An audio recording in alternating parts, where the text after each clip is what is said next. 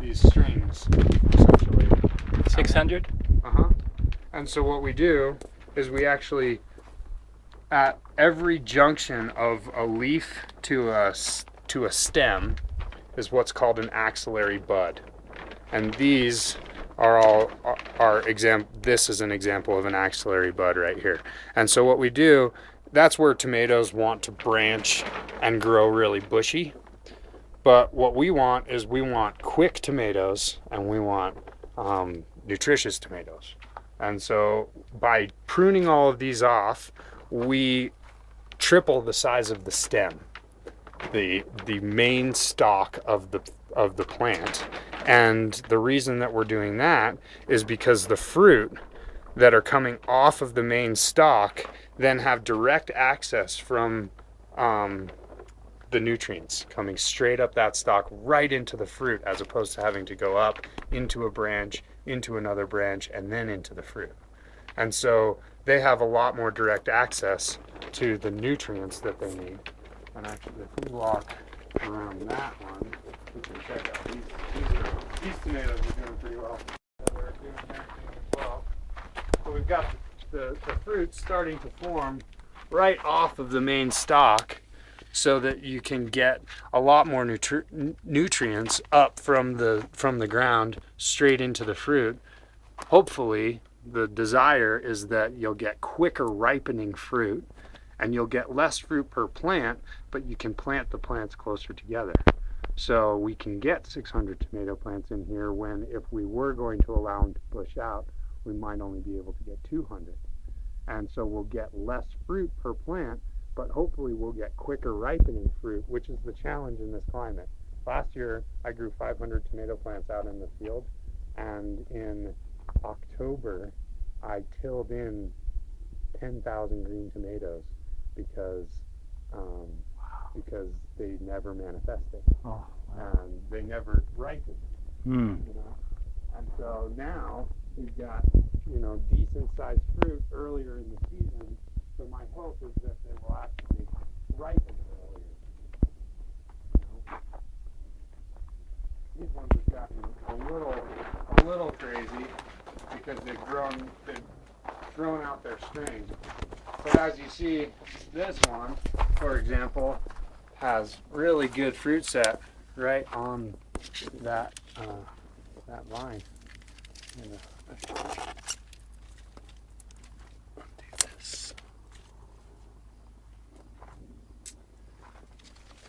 And so we're getting tomatoes already. Wow.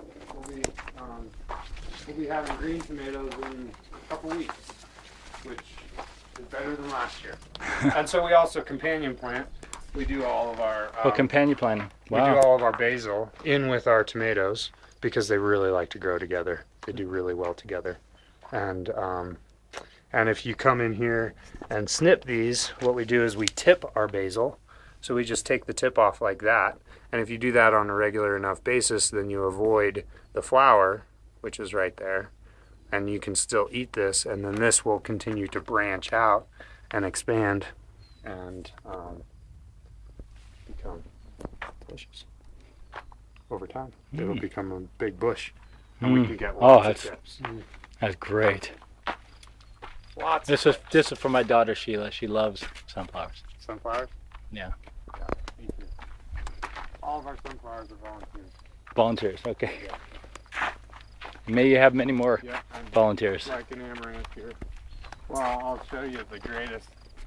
Have a play area for kids to actually come and play if they need that outlet. But this is also something that we can demonstrate as, what you could do in your backyard. You could very easily put fruit trees around the edge of your backyard, build some raised beds that would provide some food throughout the season and some flowers, and border it in some flowers, and you can still have plenty of play area, and you can still have everything a backyard needs, but you're actually getting production out of the backyard as well over time. So it's another example of a way that you can do it that isn't really hard, but hopefully will provide a little bit of food over time. Oh, and then the trees. That's the urban. Is that an urban orchard? No. these trees or the Oh. the beans. So the beans are growing around them and are growing up them. Oh. These are the trees that I was talking about. Okay. Yeah, these are all apple trees. Have you seen the ones where the urban orchard where they're having like 4 planted next to each other and trimming, so they have one variety here, one there, and one there? Yeah, That's yeah, I've seen those. That's in. They're doing that in Pasadena. Yeah, Some of the. you can definitely do that. Graft a bunch of different varieties onto the same tree. Well, these are actually We 4 call different them- trees. They are 4 different trees. Right. Same. Okay. Singular fruit. Oh, cool. Interesting.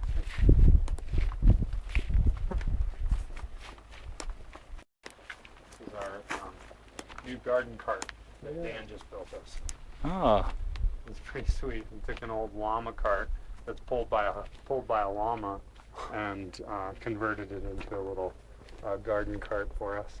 I built this structure last year to do all of our harvesting underneath, so we can pull all of the field heat essentially out of the crops as soon as they get harvested, so they are preservable, so they last essentially. That's really important. And then we try to get them into the refrigerator if we can. And or you we have. just try to harvest them in a very near time to when they need to go to wherever they need to go. So, a lot of the time, if we're delivering to a restaurant, that food normally has been out of the ground for less than 10 hours by the time it actually gets to the restaurant. Oh, that's fantastic. So it's as fresh can be. And then this is how we preserve our harvest. If we have any excess, this becomes our dehydrator. Oh, a solar And dehydrator. so this is our solar dehydrator, dehydrating cilantro and dill right now, because that's what is in abundance. And so, Oh, that's excellent. So, our Excalibur gone solar. Right. Excalibur, Excalibur. Right. So it's very simple. This is just an airtight chamber with holes at the bottom that has corrugated metal inside of it with a piece of glass over the top. The air traveling through the holes in the bottom travels up through this and heats by this getting hit with direct sunlight. And as the hot air rises, it rises right into the box, through the box and out the top. And so it's a natural draw. The other thing that you can do if you're in a more humid climate is you can get a little solar panel and a little fan that you would put into a computer, like a little computer fan, and put the computer fan right up in the top, and it'll just keep that draw going. Because it's really heat and airflow is what dehydrates. And so you just need to make sure that airflow, and we have such a dry climate, you can pretty much leave it out, but this helps. I planted and grew all of our crops last year, and all of our crops meaning all of our one planting crops. So all of our beans, summer squash, winter squash, cucumbers, corn, potatoes. This is Aaron. Hi, Aaron. Hey, Aaron. And Now, what is this crop right here? this is annual ryegrass. And so I had crops all here last year, and so this year this land gets rested. Okay. And this land is all under cover crop. And so you can see the cover crop going, and you can see the weeds kind of growing up. It's just about time to incorporate all of these weeds, all of the cover crop back into the soil, allow it to break down, allow the weeds to regerminate. We'll come in, we'll clean out all the weeds, and we'll do a fall planting of all of our garlic in here for next season. And then this is where we will do our single planting crops like melons, corn, beans, squash. Those types of crops will all go in here. Potatoes and onions probably next year will all go in here. And all of that stuff now is being flooded out in that field in the distance. We'll